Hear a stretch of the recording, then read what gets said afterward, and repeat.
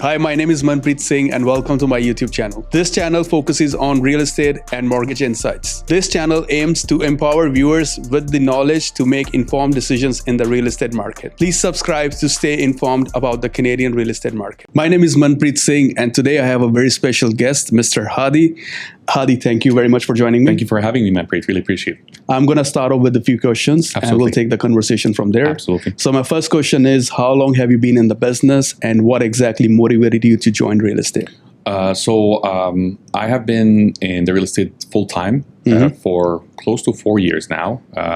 Honestly, it feels much more than that for really two reasons. The first reason is that in any business, it's really measured by how much experience in terms of transactions and business you do. And I've been very grateful to have done in these 4 years more than many people do in 10 or 15 or 20 years of their business. So that's the first reason I'm really grateful to have gone through a lot of scenarios and a lot of business in a shorter period of time. So, and also being surrounded by a very strong team and professionals and mentors that have helped me elevate my business very quickly. So within the first 6 months, I had the experience that people need 2-3 years to, or 5 years to get. So that's the first reason. The second one was also that when I started the business, it was a very seller's market, hot market, and I saw the shift where it became more of a buyer's market. So in that very short period of time, I had experienced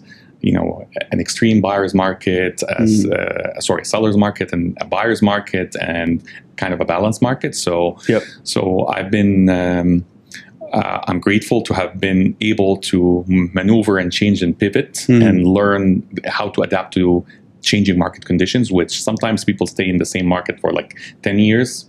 Let's say a seller's market without having the privilege of experiencing a change of that sort. So yeah, it has been quite a journey so far, and I'm really enjoying every day of it. And you have seen a lot of ups and downs in the real estate within your journey so far. Coming from having a solid employment in place, but moving to the business is always a little bit risky, right? Yes. So what was the motivation at that point of time? Were you really had to think twice, is it the right move, or you were confident enough that this is what I want to do? Yeah.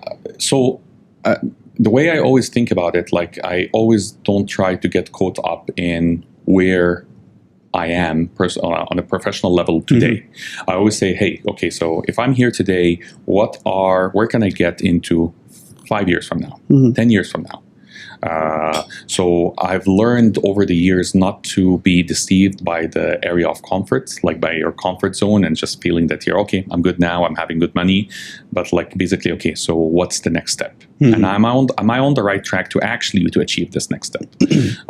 So as you said, like I had a very solid employment. I was in the tech industry. I was doing really very well financially, to the point where I'm sure that most of the people that I know and the people that I don't know, if I would tell them, hey, this is how much I'm making in a year, and I'm actually resigning my job, closing it and starting real estate, because this is basically what I did. I didn't do the part-time thing, and like I've decided. I was just like, I resigned, and next day I'm full real estate.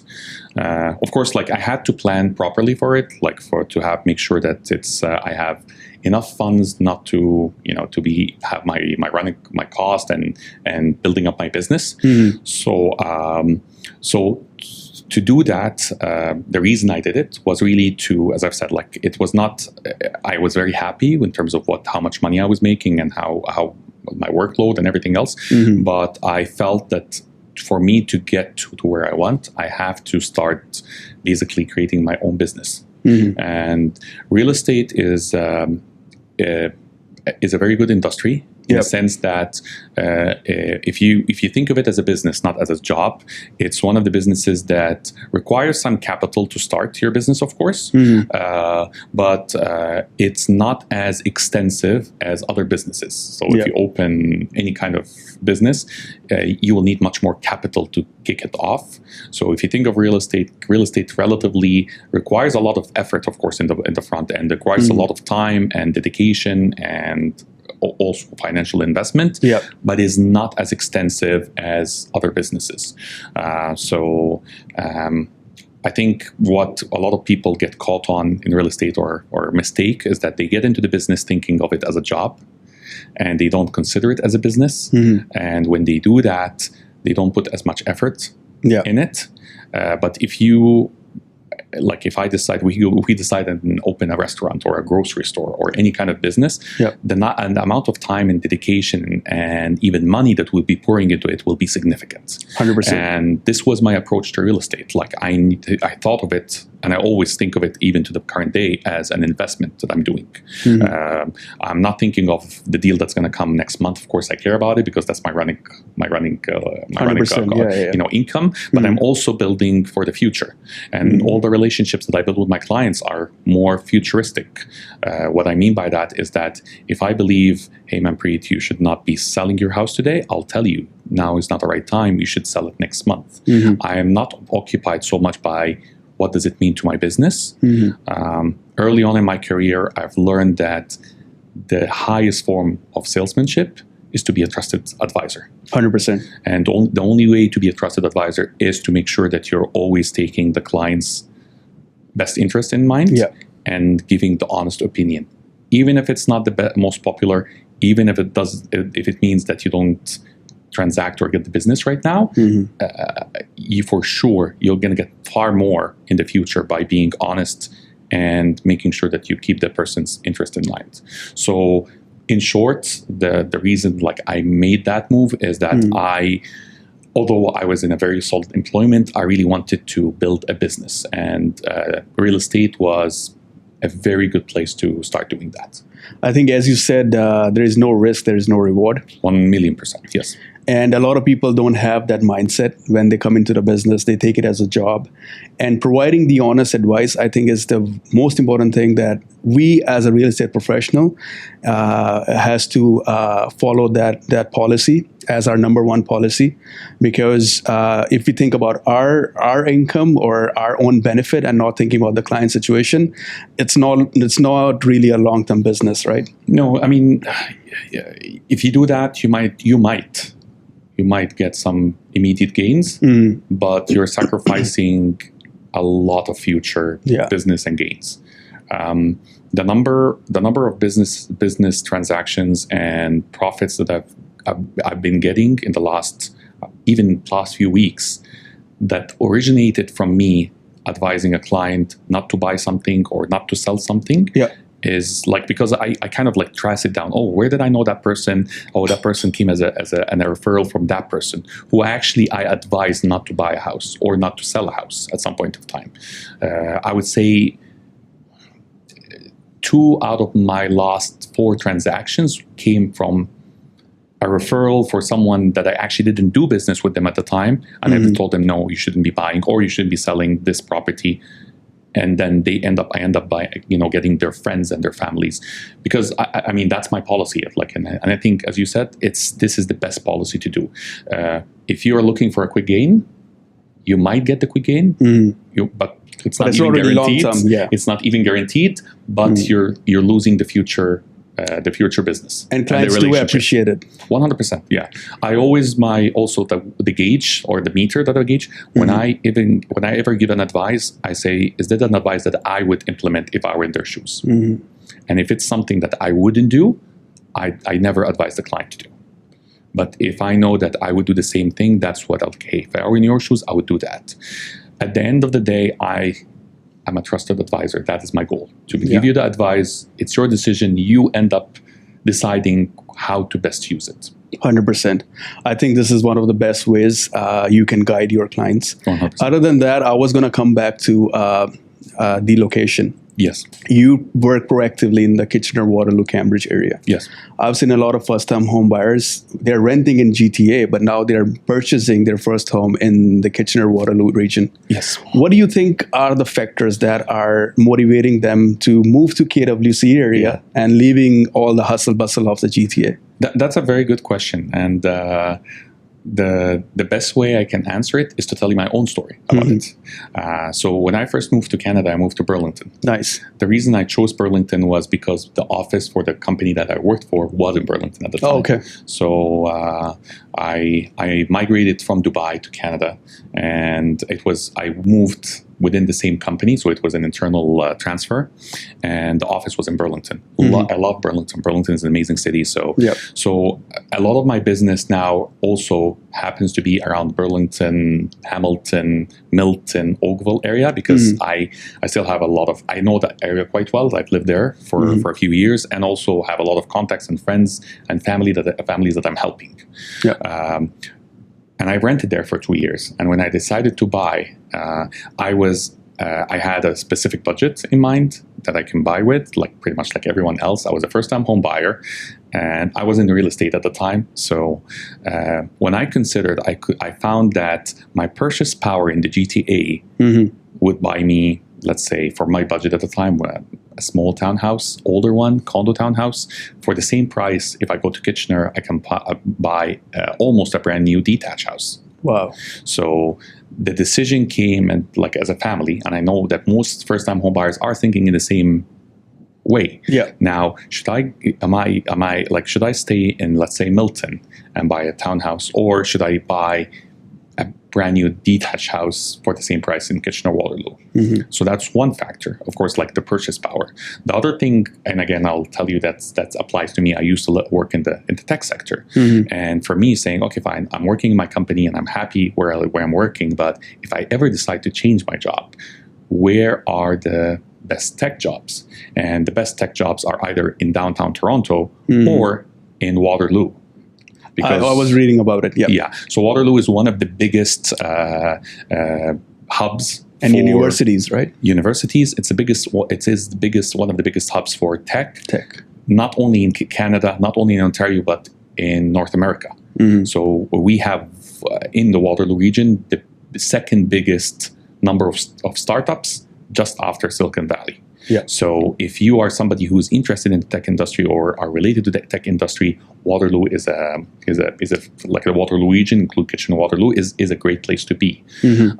So you have a higher purchase power, you have a lot of jobs in the tech industry, and besides, it's a really very nice place to be. Like, it's a nice city, it's self-contained, it has all the amenities. Now, I only get out of Kitchener-Waterloo if there's a specific restaurant in Mississauga that I like, or if I'm visiting friends in Burlington. So this is the main reason that attracts a lot of people to the Kitchener-Waterloo area. And I've helped many friends, like you've said, and many clients, because most of my clients end up becoming friends eventually. Nice. So I'll have a lot of them move from Toronto or from the GTA area to Kitchener-Waterloo, and all of them are really liking it. They're happy. They're happy. They're finding a nice, quiet, family-oriented startup, and you still have as you say, the universities and the jobs, not only in tech, but we have Toyota, and we have other manufacturing facilities. So overall, it's a good place to be. It has its own self-contained economy. If you're someone who has to be in downtown Toronto every single day, it might be a little bit challenging, because the commute will not be as much fun. Again, I know people who do that and are okay with it. But like myself, when I first moved to Kitchener-Waterloo, or a lot of first-time home buyers, if you just need to be in the office in downtown Toronto once or twice a week, it's a good place to be in Kitchener-Waterloo. It's not that bad to make that commute once or twice a week. You mentioned a significant amount of difference about purchasing a detached in the GTA versus in Kitchener. Is this still the case, or KWC market is catching up? So the Kitchener-Waterloo market has catched up a bit since I moved to the Kitchener-Waterloo area, but there is still a significant gap. Again, I would say, it of course depends on the neighborhood and the kind of property and everything else. But yes, significantly, I would say if Milton, because Milton is kind of in between. It's if you're saying Milton or Oakville or Burlington or even Mississauga, what you would get a townhouse, you can buy a fully nice detached house in Kitchener-Waterloo area. So there is still a significant gap, and I think that is what attracts a lot of people to the Kitchener-Waterloo area. I mean, 100%. If I'm working remote, I would rather live in a nice property, a detached property, than living in a townhouse in the GTA. We like me and my wife would have this discussion, and our kids, and like we had a lot of friends in Burlington at the time, and we were more established in terms of our our relationships and social circle. And for us, it was just like, okay, I don't mind going to Burlington on the weekend, driving 1 hour there, 1 hour back, and just enjoying the day. And as you say, if I'm work remotely or I need to go to the office once or twice a week, like a hybrid setup, I would rather be in a nicer, bigger house. And of course, like that's one of the reasons that Kitchener-Waterloo picked up a little bit on in COVID times, because a lot of people had that as more of a priority. I want to live in a bigger house rather than So that's what made people move to the Kitchener-Waterloo area. No, I personally think that KWC has a great future. I agree. And another thing was coming back to the buyers, the first-time home buyers. We are anticipating a 50 bips rate cut, but we'll see what happens on October 23rd. Do you think the buyers right now should wait till that announcement, or this literally might be the perfect window to jump into the market? I will reverse that. I will answer this in a reverse way.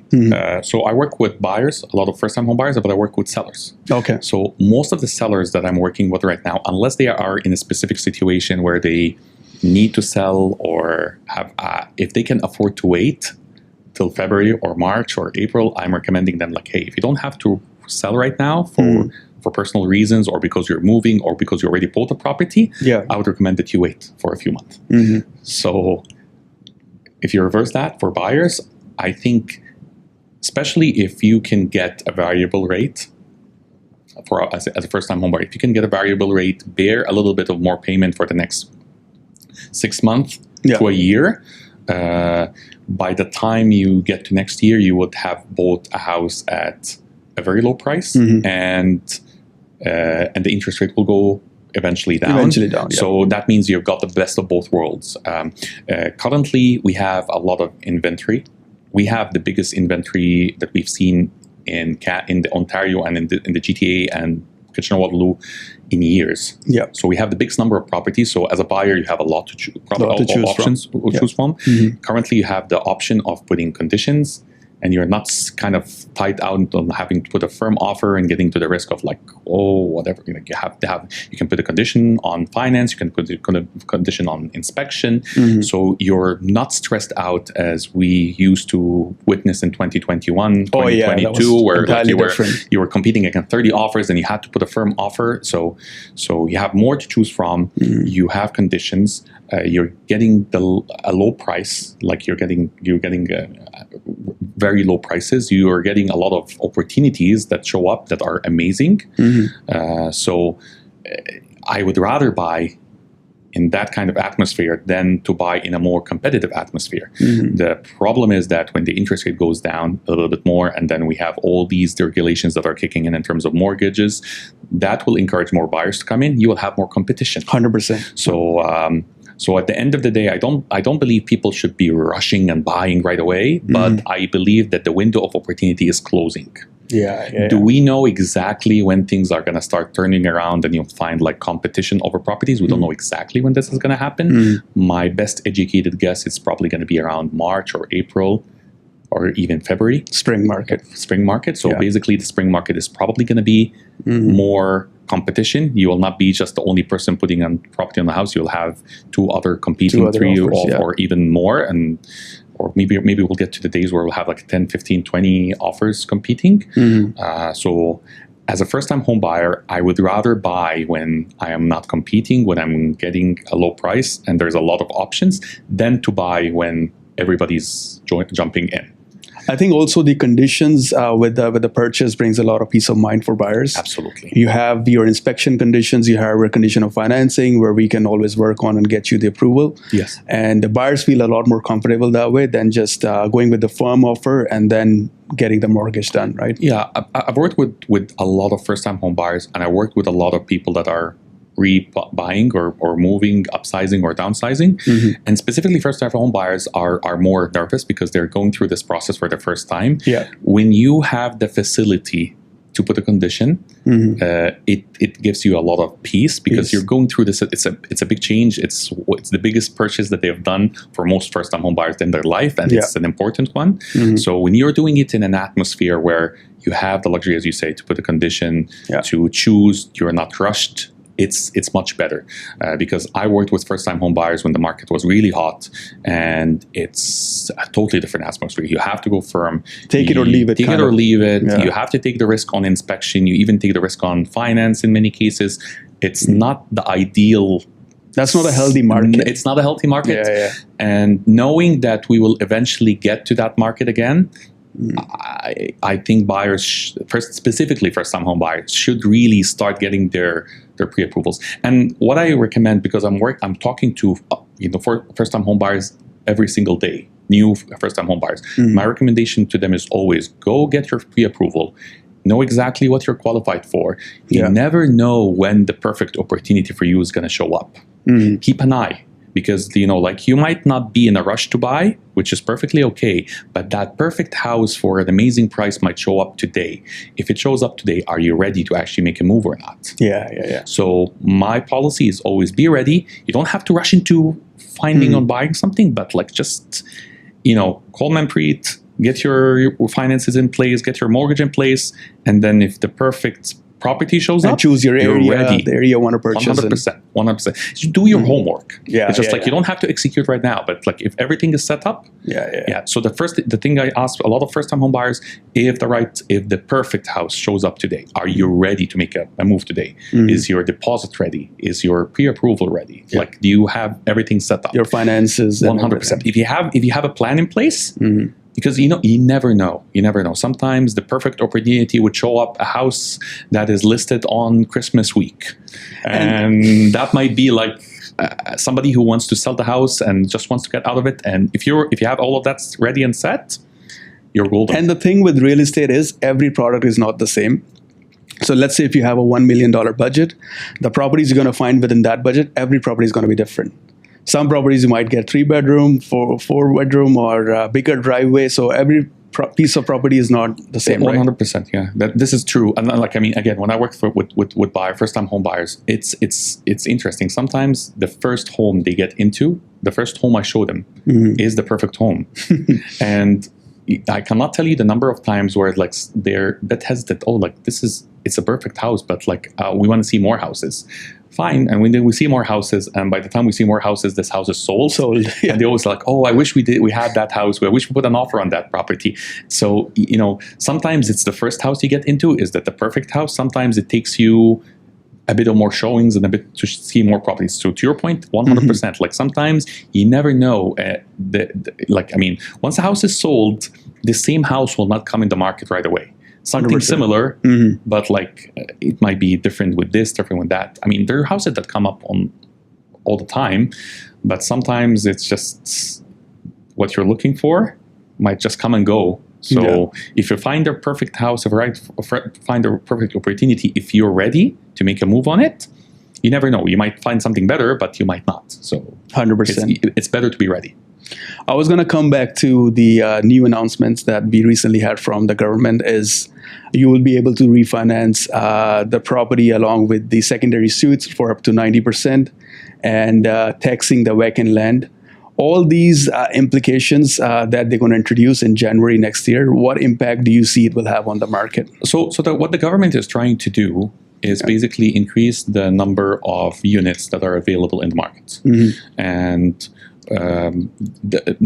that kind of it kind of indicates to us that there is an underlying problem of supply. Currently, because we had a huge the inflation was high, and then we had high interest rates now. So we know that currently there is a slowdown in the economy. And this slowdown is making a lot of buyers who cannot afford, will just wait until their economic situation is better, so that they can start looking at house. So what I mean to say is that at the end of the day, we know eventually we will have another rush for houses. people are going to start looking for houses, and they're going to compete, and there will not be enough properties basically for the number of buyers that are looking to buy. So I think what the government is trying to do is to try to push homeowners and builders to add more units to the economy. But again, like, I'm just trying to read it from the other way around. It's good because it's going to add more units. Yeah. But at the same time, it means that there isn't a lot of units that are projected to be there. And we need, like, as a first-time home buyer, it's better to get into something, to put your foot in the market, even if it's not the right perfect property for you, even if it's not your dream home. Get into the market before the rush happens, and then you find yourself competing and getting to that point. Because the problem with, like, I mean, this is very good regulation because it's going to help add more units, but it will take time. Yeah. Like, even if you have a vacant piece of land right now and they start building, like, by the time you get their approvals and the builder starts building, the secondary suits, right? The secondary suits, like, not only secondary suits, we're talking about vacant land. Oh, okay. So you have a vacant piece of land, and then this vacant piece of land, by the time you get through approvals and permits and all of that, and unfortunately, it's taking a lot of time. It takes a lot of time to actually do that, and a lot of money. It's going to take a while until this is built into a townhouse or a house or whatever. So these units are not going to magically appear in the market. So for a period of time, we're going to have, I believe that we're going to have another bottleneck of like buyers rushing in and there's not enough supply. Yeah. This is trying to, kind of overcome that issue. I don't think it's going to be enough, honestly. I think we have to cut a lot of the red tape to make it easier for builders and for investors to build, and for a cheaper price for end consumers. I think that is something that we really know. So this is kind of like a painkiller, in my opinion. But it's not going to fix the problem completely. No, but at least it's something. It's a step towards the right direction. Let's try to fix part of it. It's not going to fix the whole problem. I have another question in terms of these secondary suits. What do you think that will encourage the investors to come back to the market? Because now technically they can have more cash flow per property, right? I think it is. I think it will to a great extent. But at the end of the day, investors, they really try. The investors are all about numbers. 100%. Like a proper investor is all about numbers. So 100%. That will help them justify the numbers a little bit more for a lot of investors. But investors, they need to find kind of like interest rates is going to be the biggest thing that's going to impact investors, because investors are looking in terms of cash flow in, cash flow out, positive cash flow. That's what they care about the most. So at this point of time, we need to see significant drops in interest rates, which I believe will happen for the investors to start kicking in. I can see that a lot of the investors that have more of a futuristic outlook are starting to acquire properties now, to start working on it so that they can get a little bit of a hit in terms of interest rate for the next few months. Yeah. But they know that eventually it's going to pay off. Especially the older properties like the bungalows, they have a bigger lot size, right? So very easy to build a secondary suite on one of them. Yes. I honestly believe, specifically in Ontario, the best way to do investments, and I've worked with a lot of investors that have done that, is to find, as you say, bungalows or small properties on big pieces of land, which they can convert from a single unit to a duplex or even a triplex, and rent it out. That is the best way that you can have a positive cash flow in Ontario. Otherwise, it's more of a game of appreciation, like buying a property and waiting for it to appreciate. But to your point, yes, bungalows or small houses, not necessarily in the main cities. Like, you don't have to be in Mississauga or in Milton or even Kitchener-Waterloo. Like the towns that are on the outskirts, you can get houses for very relatively attractive prices. You can duplex it, and the very interesting thing about these properties is that surprisingly their rental value is not much lower than the main cities. Wow. The reason is, we pick a town which has a population of around 5,000-10,000 people living in it. Properties are not very desirable for purchase. However, when you put up a property for rent, there isn't a lot of properties that are available for rent. There are some of these small towns that if you go in an MLS and check when was the last rental done there, it's just would be a month. Wow. So there isn't a lot of supply, and things happen. A couple that gets separated, the wife would need and these are real stories. Yeah, 100%. And needs a property, needs a rental, or someone who's working in the city, or there's a factory next to that town, and instead of them driving from Kitchener-Waterloo or Milton, they would rather just be close, and they don't mind paying close. I can give you an example like Listowel or smaller towns. Listowel, Arthur, Stratford. Like Tavistock, like all of these cities that I've bought properties for investors in, and these people are just taking these properties, converting in 2-3 units, renting them out, and having positive cash flow even with the high interest rates. So it doesn't happen every day. But there are, like I've done it multiple times for many investors. Because with the current interest rate environment, it's very difficult to have a positive cash flow in major cities. Yeah. The only thing I would say for these is that you have to be, I wouldn't say a savvy investor, but you have to not be looking for the attractive looking properties. The houses we're talking about they're not new. They don't look very nice. They're an average small house. They're not like a new townhouse, you know what I'm saying? So it's like, it doesn't look as attractive as a property. Yeah. But these are like, if the numbers work and if the property doesn't have significant issues, you buy the property, you spend $30,000, $40,000, $50,000 on just cosmetics, and then changing kitchen, changing bathroom, small renovations, and you are getting positive cash flow.